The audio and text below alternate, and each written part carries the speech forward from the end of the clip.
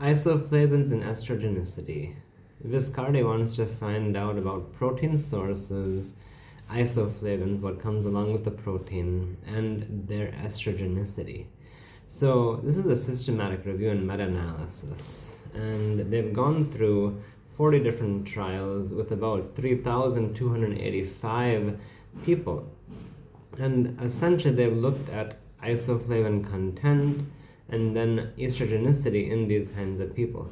And what they're finding is that people who take soy-based and natural protein sources, which will be rich in isoflavones, they won't have this estrogenic effect compared to non-isoflavone protein sources. What does that really mean? You see, when you look at protein, it's going to come from different sources. It can be a plant or an animal. 1. 2. The next thing is the animal sources we know already come with the hormones that the animal is experiencing. They come with the antibiotic effects.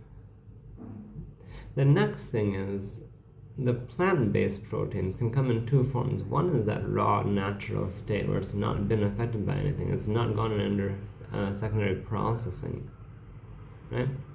And that typically is rich in isoflavones.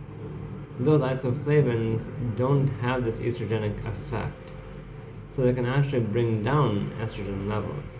But if you look at a processed plant protein, that would be like these soya chunks, you have a whole different thing. They've lost their isoflavones, and now they can modulate estrogen and make it appear higher. And this is where you find young men who eat a lot of fast food that have gynecomastia.